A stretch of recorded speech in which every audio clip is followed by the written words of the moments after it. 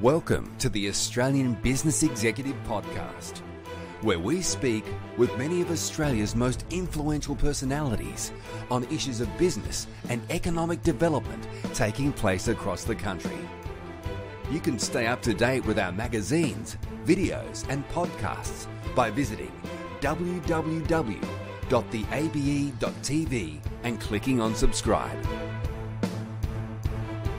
Today's guest is Greg Albert, Managing Director and CEO of Bisalloy Steel Group. Greg has been at the helm of Bisalloy Steel since January 2016.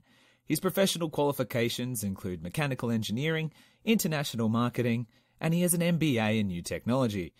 He's held senior management roles around the world, principally in Asia, Europe and the USA, with industrial market leaders Metso and Sandvik. During his time as Sandvik Global Markets President, he overlooked the acquisition and integration of businesses across 23 countries while sitting on the executive. Greg, thank you for joining us today. Thank you. Bisalloy Steel is unique in steel manufacturing as the only Australian company offering wear, structural and armour steel. Could you provide an explanation of these steel types? Sure. You're correct. Bisalloy is the only company currently manufacturing wear-grade, structural-grade and armour-grade steels in Australia. We only manufacture what's called plate steel, so we don't manufacture any shapes, bars, rods or pipes, anything like that. It's just plates for somebody else to manufacture them. The wear grade are for customers that are looking for a performance advantage over mild steel, anywhere where, let's say, for example, an ore is touching a steel, so that doesn't wear out as quick as mild steel, and that gives them an advantage in the longevity of the plant and the frequency rate of replacement. So wear is generally used mainly in Australia in the resource mining and quarrying markets. Structural is more for companies that are looking for innovative designs where they need stronger, lighter steel. So, for example, truck body chassis, it could be truck bodies, it could be a new stadium roof for a sporting facility, it could be a new supports for a very high-rise building, innovative solutions in bridges and so on. So with the structural steel, it's for companies that are designers looking to make innovative designs. We call it lighter structures. And then for armour grade, it's really for the defence forces in the Australian market. So it's for ballistic grade steel, so to stop bullets. It's for blast proof to stop, bombs in the bottom of vehicles and those sort of armoured carriers. And also, of course, we do specialty steels such as submarine steels. We did for the Collins class submarine. So they're sort of the three grades of steel that we do. Well, you got quite a bit into there, but what markets are Bisalloy supplying these types of steel to, and why do they put their trust in the Bisalloy brand? Well, Bisalloy has been, again, it is the only company that manufactures such specialty steels in Australia, and it's been in operation for nearly 40 years. So it has a very good reputation in the marketplace and in the industry with the Australian customers. Traditionally, it was predominantly focused towards the mining and resource market. So in the days when there was, even up until fairly recently, I guess, there was the mining booms and a lot of mining expansions throughout Australia. Bisalloy was the go-to company to provide wear steels for the mining industry, and just became had an excellent reputation for quality and service in the marketplace. And then recently, there's been a lot more activity using high-strength steels in the transport markets, which is still quite a healthy market in Australia. There's a very big trend globally towards building and infrastructure projects to use high-strength steel. Military, we've been servicing the military industry for over 30 years in Australia. We've been tested on numerous projects and numerous occasions. We have accreditations with international defence forces, not only Australia. And it has Bisalloy armour grade steel has a very good reputation in that industry.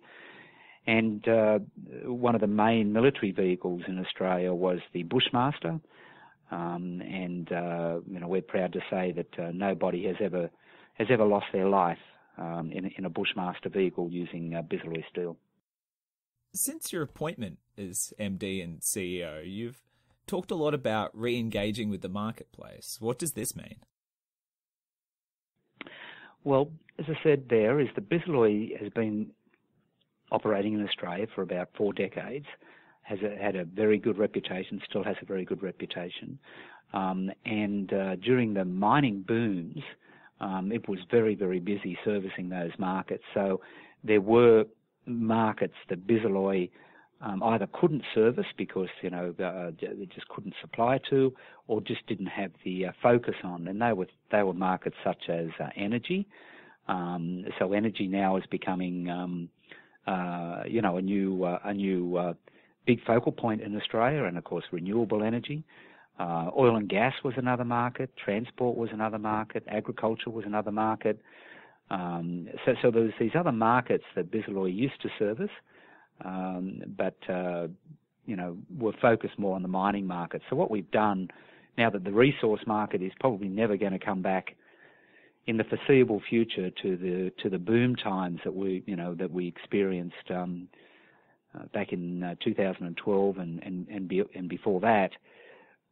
We've gone back into the marketplace and reinvigorated our brand, re-engaged with customers that either have used us in the past but for whatever reason are no longer using us or are using imported products, and really just re-engaging with the marketplace and re-educating them on what we've done as a company and with our products, and with more importantly, with our customer service and our technical support, that they can get here in Australia, that buying an imported steel you can't get. You just get an imported steel, and then the customer has to work with that, and if anything, if they need any help or support, it's on the other side of the world, and so we just want people to understand what they have by having such a company based here in Australia with all the support and all the technical people right here.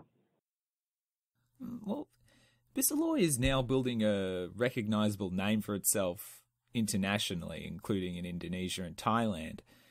How has the organisation found itself in these particular countries? I think that's been historical, and the reason for that is that the focus for Bisalloy up until this point, of course, has been focused on the Australian domestic market.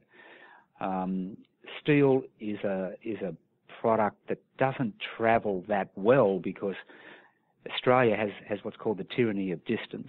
So if we export out of Australia into some markets, then by the time it actually gets to the other market, the transport costs can kill the price competitiveness of it.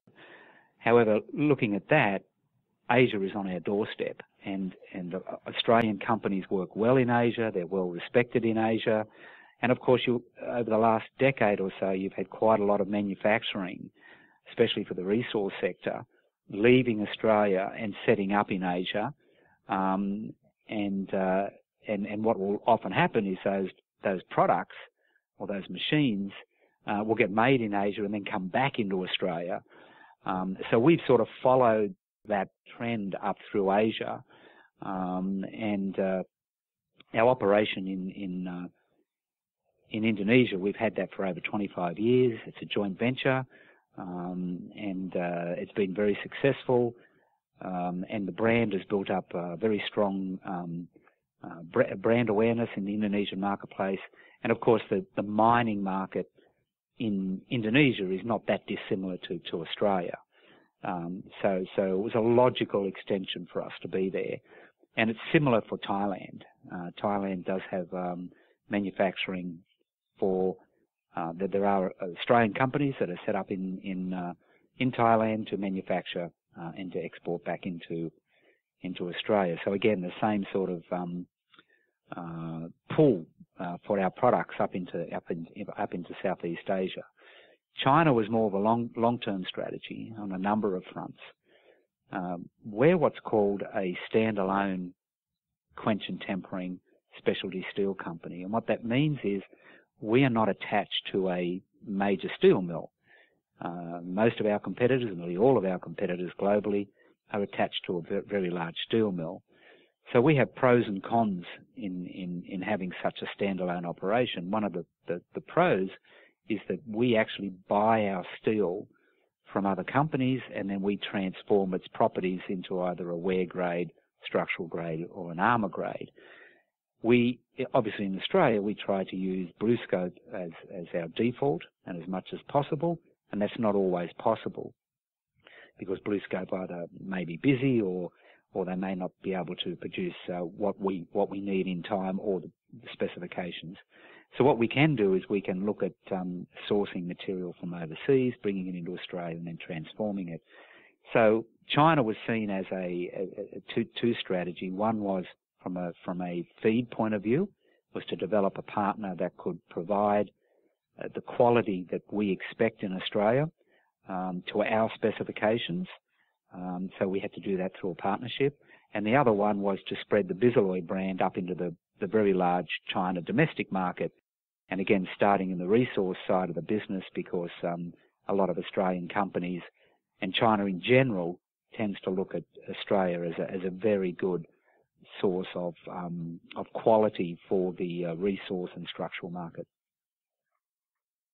Well, my final question for you today, Greg, is that it appears there's a lot of refocusing towards international opportunities. Is the business moving away from domestic activity? No, I don't think that will never happen. And in fact, we have a new strategic focus right now, which is what we're calling is home market leadership.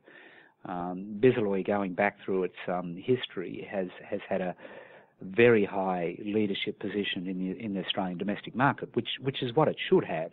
If you look at our competitors around the world in their home domestic markets, the companies will support their domestic steel manufacturers. That is also the case here. People would like to buy Australian steel where they can, when we're competitive and we have the right products and we have the right service. So we believe that we should be the market leader in the domestic market. So we're not going away from that. However, there are quite a lot of interest in our products internationally, especially defence grade. So there's a lot of interest, and we supply to international defence forces our products through people hearing about our products or testing it and using our products. And we have the same on the resource side globally. And only just recently we set up a new operation in Dubai to service the United Arab Emirates, Middle East, and North Africa. So these are coming to us more by market forces wanting our product rather than us going out there and developing globally. So that's what's happening. Well, that's all I have for you today, Greg. Thank you for taking time out of your busy schedule to join us today. No, thank you very much. I hope it's been a little bit informative.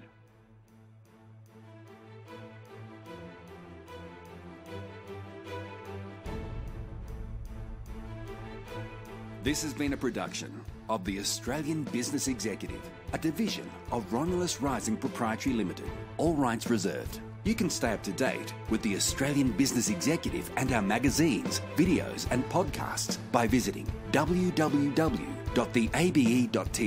and clicking on subscribe.